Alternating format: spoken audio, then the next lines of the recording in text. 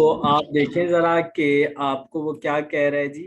Rules for debit and credit अभी मैंने थोड़ी देर पहले नहीं बताया था ये, बल्कि ये आप डेफिनेशन बुकिश भी पढ़ लें।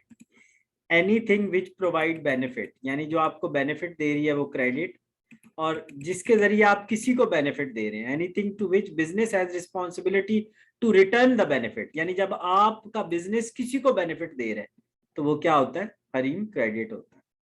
अरीम मैंने आपको बहुत लंबी रूल्स फॉर डेबिट क्रेडिट, मैंने आपको बहुत लंबी लिस्ट नहीं बता दी कि जब बढ़ेंगे तो डेबिट हो जाएंगे, कम होंगे तो क्रेडिट हो जाएंगे, लाइबिलिटी अगर बढ़ेंगे तो क्रेडिट हो जाएंगी, कम होंगी तो डेबिट हो जाएंगी। एक्सपेंसेस आपको बताया, बढ़ेंगे तो डेबिट हो जाएंगे, कम होंगे तो क्रेडिट हो जाएंगे। और उसके अलावा इनकम आपको बताया, बढ़ेगी तो क्रेडिट हो जाएगी, कम होगी तो डेबिट हो जाएगी। ये सारा सारा हम पिछले लेक्चर में पढ़ के आ चुके हैं।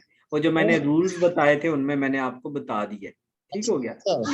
अच्छा जी, नेक्स्ट हमारे पास क्या है जी, नेक्स्ट हमारे पास है introduce cash as a capital in business. जी बताएं मुझे जरा, जब हम बिजनेस शुरू करते हैं तो क्या बिजनेस में कैश आता है या जाता है? सर आपने अभी थोड़ी देर पहले बताया है कि हम अपने घर से उठा के कैश बिजनेस को देते हैं कि चीजें खरीदो, खरीदे ना खरीदे वो उसकी मर्जी, बिजनेस में कैश आता है, कैश डेबिट हो जाता है।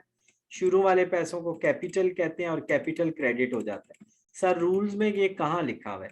रूल्स में ये यहाँ लिखा हुआ है, ये देखें, कैश बिजनेस में आ रहा है तो कैश डेबिट हो जाएगा, शुरू वाले पैसों को कैपिटल कहते हैं, कैपिटल क्रेडिट हो जाएगा। नेक्स्ट नेक्स्ट हमें वो क्या कह रहे हैं, नेक्स्ट वो कह रहे हैं purchase land. Sir land asset है, एसेट बढ़ा तो डेबिट हो गया, और हमने कैश दिया तो कैश क्रेडिट हो गया। नेक्स्ट परचेज बिल्डिंग, तो बिल्डिंग डेबिट हो गया।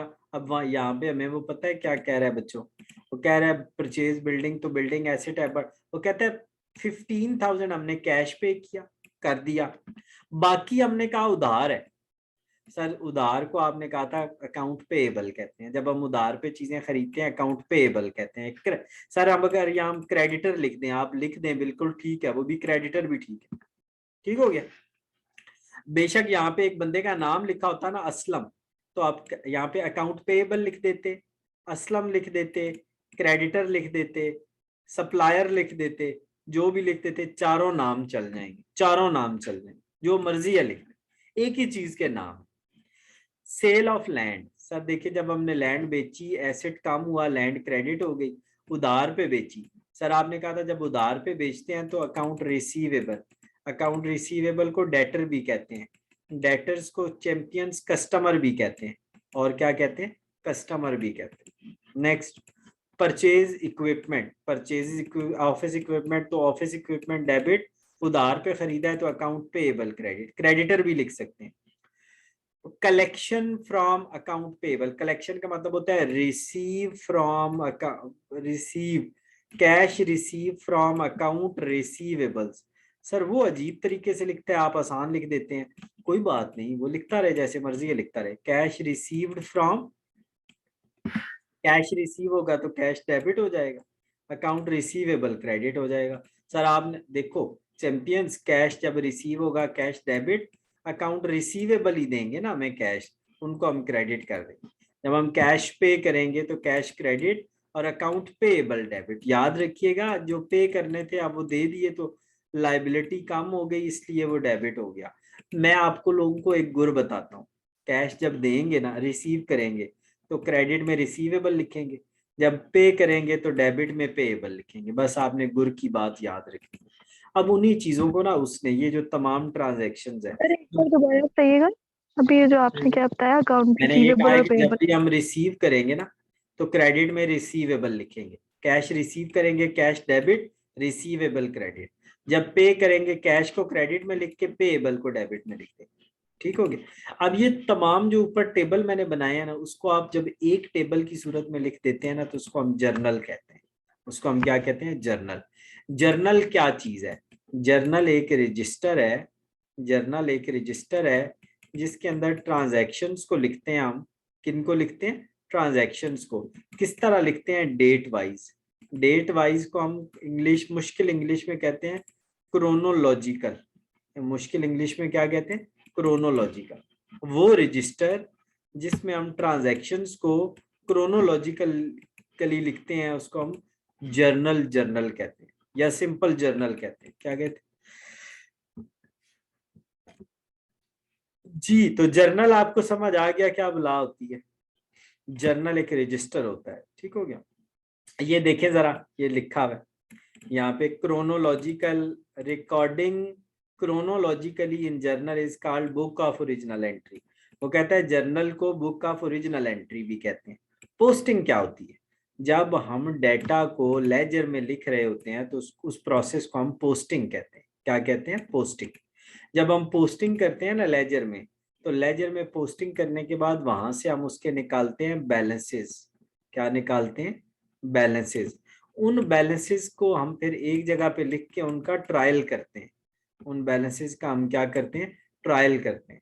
उसको कहते हैं ट्रायल बैलेंस। ट्रायल बैलेंस एक टेबल होता है जिसमें हम लिस्ट ऑफ डेबिट और क्रेडिट लिख के उनका ट्रायल करते हैं। ट्रायल से मुराद क्या है? टोटल करते हैं। अगर टोटल डेबिट टोटल क्रेडिट की इक्वल होगा तो हमारा काम ठीक है, अगर नहीं है तो गलत है। ये सारा कुछ आपने नहीं करना, ये सारा कुछ आपने नहीं करना। फिलहाल आपने ये भी नहीं करना, ये मैं आपको खुद पूरा वो प्रोसेस जो है वो समझाऊंगा। ये इस तरह नहीं आप समझ सकते। इस पे जो मेरा कल का लेक्चर होएगा ना वो जर्नल पे ही होएगा। मैं जर्नल आपके सामने बनाऊंगा, क्योंकि उसके बगैर ना आप लोगों को मुमकिन नहीं है कि आप उसको कर सके। अच्छा, नेक्स्ट हमारे पास है बैलेंस शीट। बैलेंस शीट मैंने आपको बताया था एसेट्स, लायबिलिटी और कैपिटल। कैपिटल को हम इक्विटी भी बोलते हैं, ऑनर्स इक्विटी, उससे मिलके बनती है। एसेट्स क्या होते हैं? Economic resources. शुरू में मैंने अरीम आपको बताया था। लायबिलिटीज क्या होती हैं चैंपियन? सर डेट्स को बोलते हैं। और उसके अलावा ऑनर्स इक्विटी आप इन्वेस्टमेंट बाय द ऑनर, जो मालिक ने पैसे इन्वेस्ट किए होते हैं। एसेट्स प्राइमरीली दो तरह के होते हैं, टेंजिबल और इनटेंजिबल। टेंजिबल वो जिनको हम छू सकते हैं और इनटेंजिबल जिनको हम छू नहीं सकते। ठीक हो गया?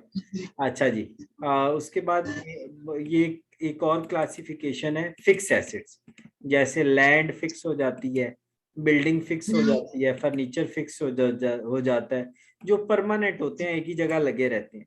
लॉन्ग टर्म एसेट, वो एसेट जिनकी 1 साल से ज्यादा लाइफ है, 12 मंथ से ज्यादा लाइफ है, उनको लॉन्ग टर्म कहते हैं।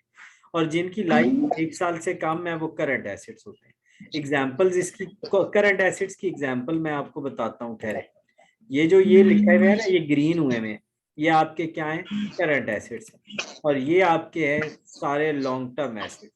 ये आपके क्या है? Long term assets. इनको फिक्स एसेट्स भी कहते हैं, फिक्स एसेट्स भी कहते हैं, लॉन्ग टर्म को फिक्स एसेट्स भी कहते हैं। अच्छा, लाइबिलिटीज। लाइबिलिटीज एक होती है कैपिटल। कैपिटल क्या होता है? इन्वेस्टमेंट बाय द ऑनर, जो मालिक ने इन्वेस्ट किए होते हैं। ठीक हो गया? उसके अलावा प्रॉफिट एंड लॉस अकाउंट, अभी बात हुई थी इनकम स्टेटमेंट की अरीम। सर आपने कहा था सेल में से कॉस्ट को माइनस करेंगे तो प्रॉफिट या लॉस निकलेगा, उसी को हम इनकम स्टेटमेंट को प्रॉफिट एंड लॉस अकाउंट भी कहते हैं। क्या कहते हैं? Profit and loss account. अच्छा, यहाँ पे प्रॉब्लम ये आई है कि ये जो जगह है ना, ये वाली चीजें ये यहाँ लिखनी थी, वो गलती से नीचे ले गया है। वो गलती से नीचे ले गया, या वैसे ही उसने जस्ट ये प्रॉफिट का जिक्र कर दिया है, क्योंकि प्रॉफिट आप लोगों को पता है कैपिटल में ऐड होता है, इसलिए उसने जिक्र किया। प्रॉफिट ऐड होता है इसलिए जिक्र किया। अच्छा, लॉन्ग टर्म लाइबिलिटीज अरीम क्या होंगी? सर वो जो हमने 1 साल के बाद पे करनी है, जैसे लॉन्ग टर्म लोन हो गए। ठीक हो गया? और शॉर्ट टर्म क्या होती है? जो 1 साल के अंदर पे करने हैं। शॉर्ट टर्म लोन और अकाउंट पेएबल इसके अंदर आते हैं। ठीक हो गया? नेक्स्ट चैंपियंस, नेक्स्ट आप लोगों ने करना ये अब, कि आप लोगों ने मुझे ये 4 लेक्चर्स जो मैंने करवाए हैं ना, ये कल करवा आप लोगों ने तैयार करके देने हैं, जिस हद तक मैंने करवाए हैं। क्योंकि ना कल मैं आपको एक तो एग्जाम्पल करवाऊंगा, उसके अलावा मैं आप लोगों को ये चीजें काफी सारी जो है ना ये वाइंड अप करवा दूंगा। अब यहाँ से बेसिकली ना आपका काम शुरू हो रहा है, वैसे बेसिक यहाँ से काम शुरू हो रहा है। अगर आप यहाँ से कर, मैं आपको शुरू ही यहाँ से करवाऊंगा, ठीक है ना? वो उतनी अहम चीजें नहीं है जो बाकी चीजें हैं, जो ऊपर वाली चीजें हैं ना, वो इतनी अहम चीजें नहीं है। अलबत्ता मैं एक दो चीजें आपको बता देता हूँ। वो जो मैंने बीच में आपको कहा है ना प्रैक्टिस, उसकी जरूरत नहीं है। अच्छा जी, इसकी जरूरत नहीं है। फाइनेंशियल स्टेटमेंट की जरूरत नहीं है। अच्छा ये देखें, इनकम एंड एक्सपेंडिचर और प्रॉफिट एंड लॉस, ये बेसिकली ना ये पूरा टॉपिक मैं कल आपको पढ़ाना चाह रहा हूँ, प्रॉपर ये वाला पूरा टॉपिक मैं कल आपको पढ़ाऊंगा, फिर इसकी प्रैक्टिस करवाऊंगा। तो इंशाल्लाह कल हम 5, 6, 7, 8 लेक्चर करेंगे और हम इसको खत्म कर लेंगे। ठीक हो गया जी चैंपियंस।